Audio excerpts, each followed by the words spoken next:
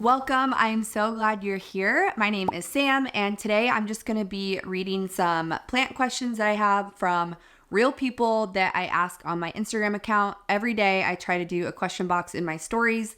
So if anyone has any plant questions, I can help them out throughout the week. I asked people to give me their questions, and I'm just going to read a few, talk about a few that I thought would be helpful to you as well. So we're just going to get through that and probably a quick little video, but I just like to kind of sit down and talk through some stuff versus just being only on one topic for the video. So let's just jump right into it. All right, this person asks, is there a good way to bring plants home this time of year? My nursery just sends you out the door. So I am thankful that the nursery that I usually go to here in town called Mulhall's, they will put your plants in like a brown paper covering, because where I live, it gets very cold. I just bought some plants over the weekend and it was in the like low 30s, which can cause some shock to plants if they're exposed for a good amount of time. I would say if they're exposed to like 30 degrees, like below freezing for an hour or so, they can start to get some leaf drop and some issues.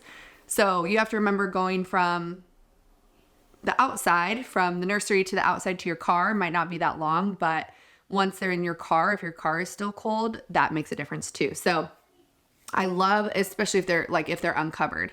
If they're covered, then they should be good to get home. But I love that when nurseries will wrap your plants for you.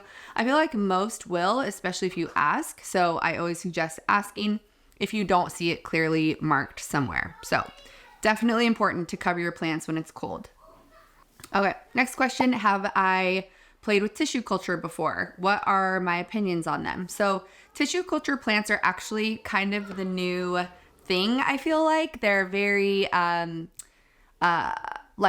usually tissue cultures in the past have been just used in nursery settings because the nurseries can get a bunch of plants quickly versus waiting for like a mother plant to take cuttings from and to root those cuttings or to grow from seed or whatever. So when they also create tissue culture plants, they can make sure they're more disease resistant.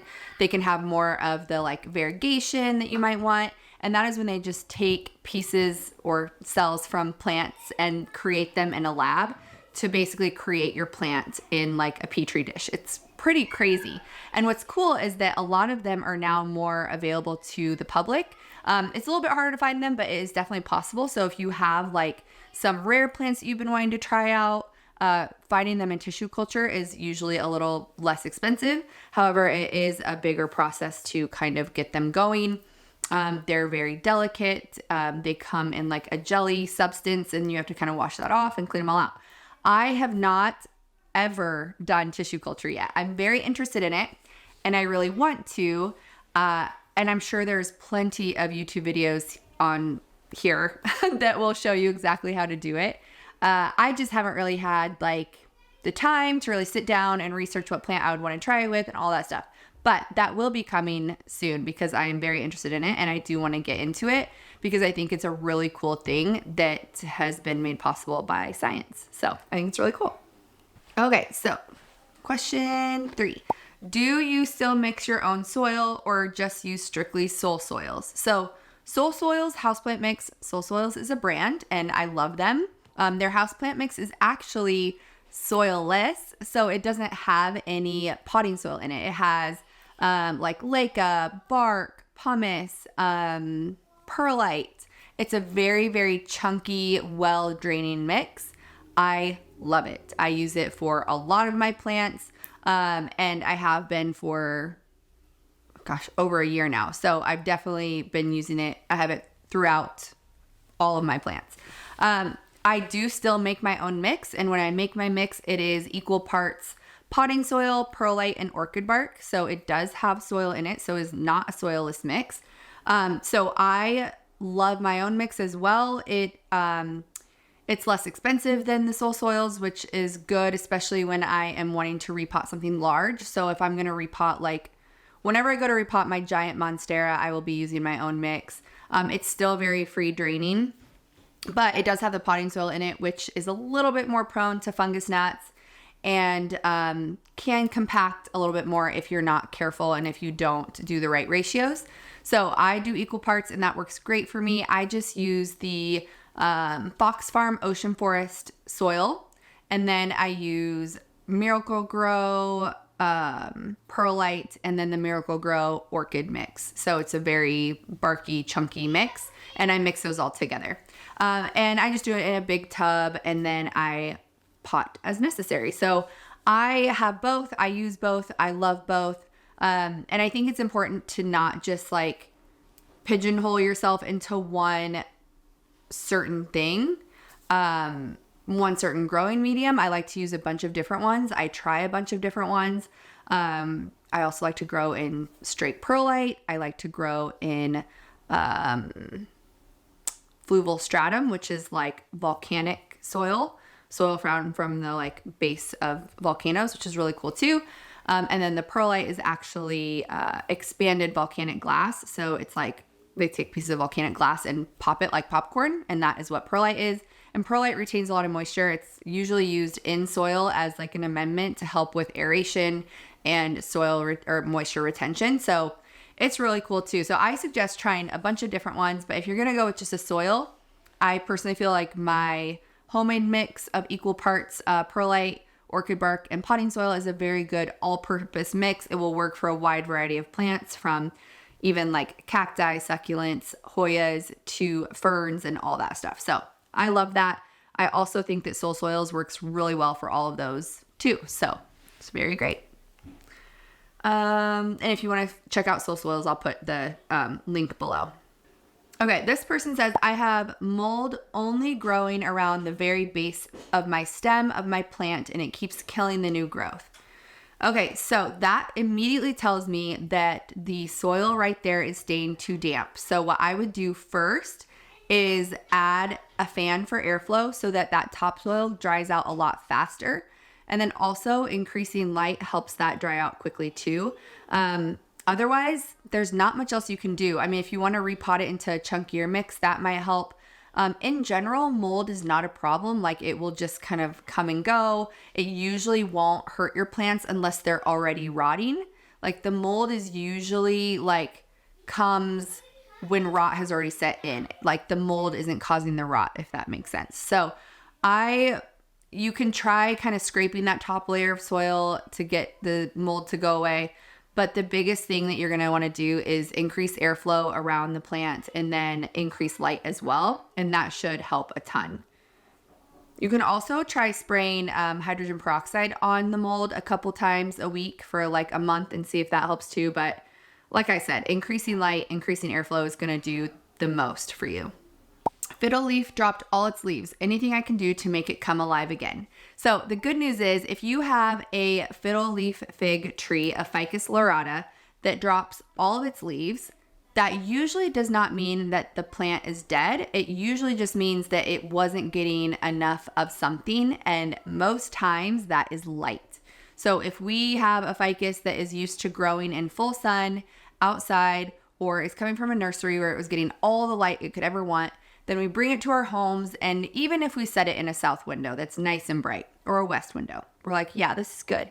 It's still significantly less light in our homes than what would be in a nursery setting, or even out in the wild where they normally grow. So it's gonna throw a fit for the most part.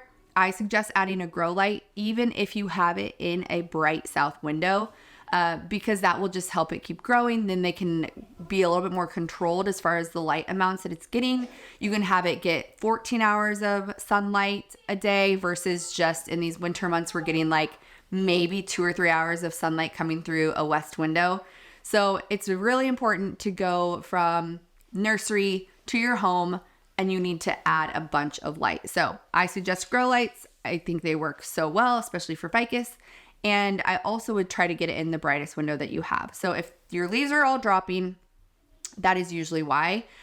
They can also drop from lack of water. So if your plant goes dry for a little bit too long, it can just drop all of its leaves like that, like within a few days.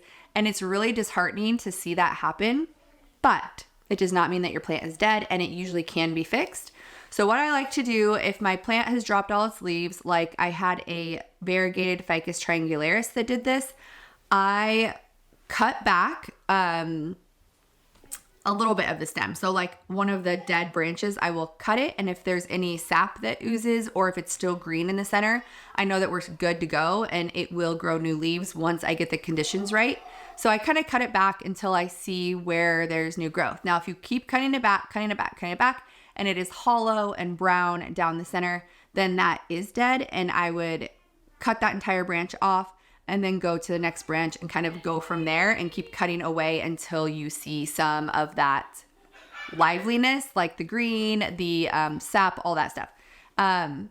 If you don't see that at all, then you're just going to want to toss it because unfortunately it's too far gone. But there's usually always hope. And so once your plant has lost all its leaves, you just want to increase the light, you want to increase the warmth, and you want to increase not your watering frequency, but you want to make sure that you're on top of your watering. You don't want it to go dry for too long. With ficus, I do let them dry out between waterings though, but you don't want them to sit dry for like 2 weeks before you give it more water. So it's really important to get those things in order. And once you do, it will start to produce new growth. I also suggest, I just think grow lights are so important, especially in like a rehab situation, because you can control it so much better. Like a ficus would love 14 hours of sunlight and then to be warm. And then I also use a light meter so I can read the amount of light that my plants are getting. And I would try to be within like the 2,000 to 3,000 foot candle range for a ficus that you're trying to like rehab. I think that would help a ton as well. Okay, this is a great question too.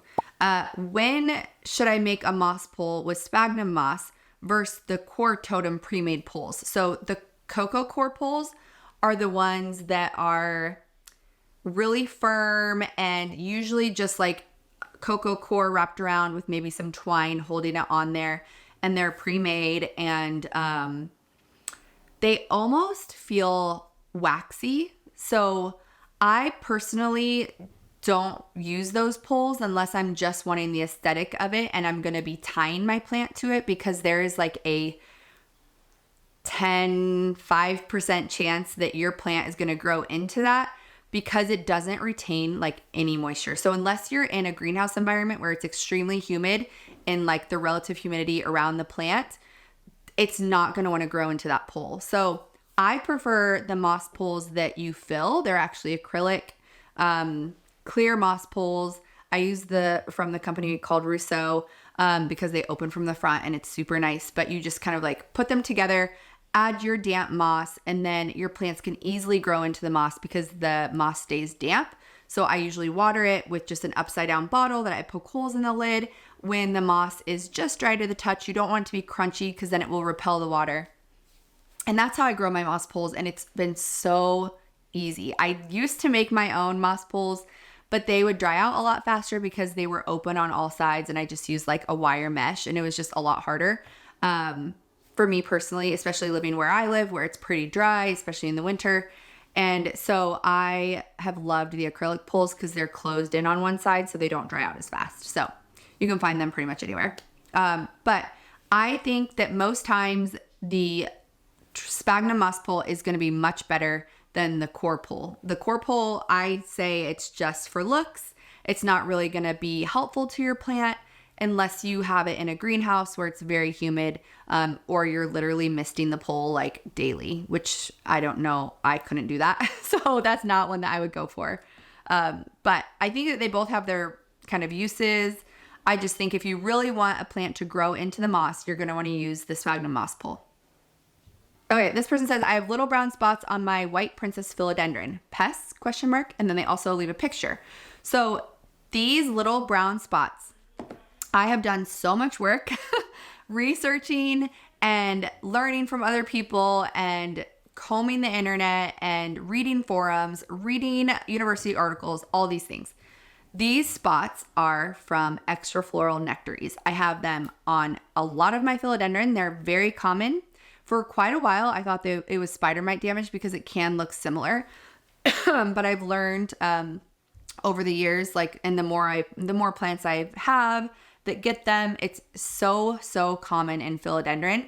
And these extrafloral nectaries are just little spots where the plant oozes sap or nectar. And that is used in the wild to attract beneficial pests that they kind of work together in, not pests, but beneficial insects like ants and things like that that can help them fight off things or just kind of create that symbiotic relationship with. So obviously in our homes, our plants can kind of go wild with them and they kind of ooze that stickiness, and it will be sticky. That is another thing. If you notice those brown spots on the underside of the leaves, you'll probably see like a crystallized little droplet, or if it's pretty fresh, you'll be able to touch it, and you'll touch it and it'll be like honey. It'll be the stickiness and like consistency of honey.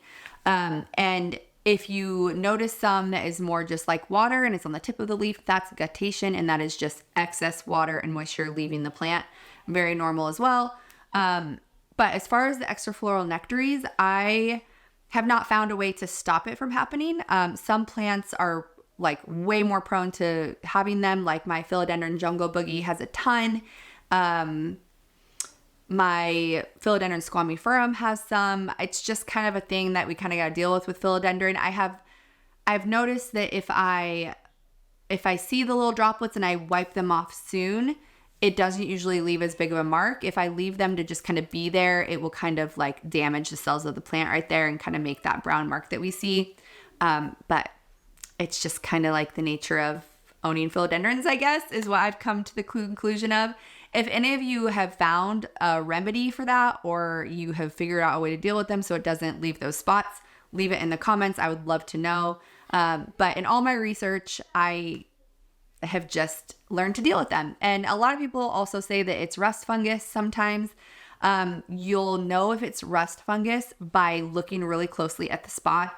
If it is a rust fungus, you will see raised fungal spores. So if you're not seeing that and you're seeing the sticky sap on the underside of the leaf, sometimes they're along the petiole, like along the stem.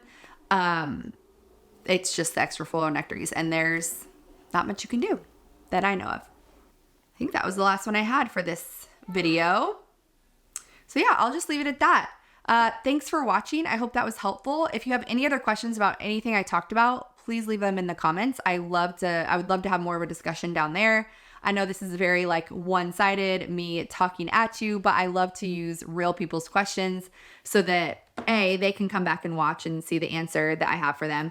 But also just kind of opens it up to like asking questions and kind of talking about our own experiences and what we have found to be helpful in certain situations. I hope you enjoyed. Let me know if you'd want me to do more videos like this. I love these because obviously I just love talking. But I like doing this sort of thing because it just kind of helps get the information out there, and then we can talk about it more in the comments, and it can kind of raise certain questions that maybe some people thought it was just something that they were dealing with their plant, but really you find out that, oh, it's a lot more common than I thought, and that's helpful as well too. So I hope you enjoyed. I will see you guys in the next video. Bye.